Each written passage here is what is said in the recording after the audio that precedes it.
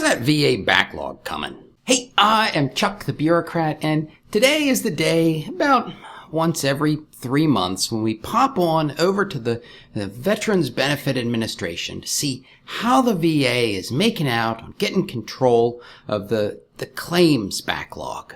Now, you guys might remember that every Monday morning, the VA publishes a spreadsheet with just an absolute crazy amount of information, and I've been trying to fine-tune how to present this data in graphs that make it easy to understand.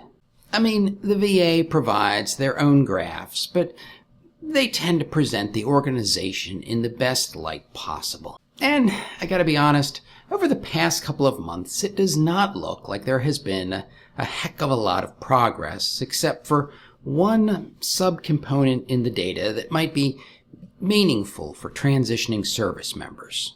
Remember that back around 2016 through about 2019, the VA basically got this claim inventory, under control. I mean, the backlog never really goes away, but during that period of time, the number of claims that were over 125 days, represented by the red bars, well, it was kind of low, and overall, the inventory was also pretty manageable. And then COVID hit, and the inventory started to grow, and just as things were starting to calm back down, the PACT Act hit in 2022, and phew, the inventory went up over 1 million claims.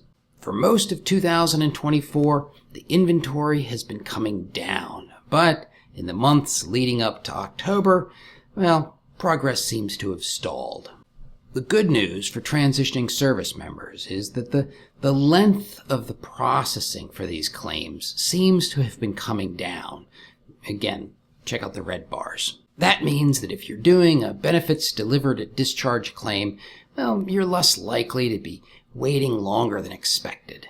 In fact, if you take a look at that red dotted line that represents the percentage of claims that are over 125 days, you'll see that it looks like the VA is getting that back towards pre-COVID levels. Now, the mix of initial and supplemental claims, well, that doesn't seem to have changed very much. We are still tracking a lot more supplemental claims through the process than we were back in those, 2017, 2018 good old days.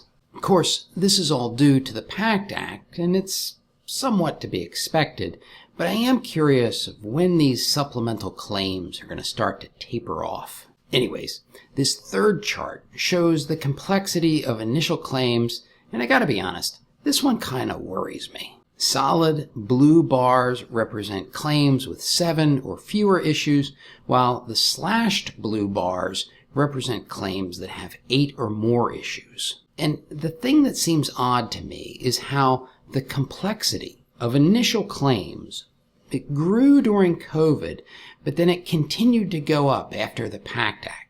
I'm not really sure how to interpret that one because it seems to suggest that people who were getting out in 2018, 2019, well, they were just submitting simpler initial claims.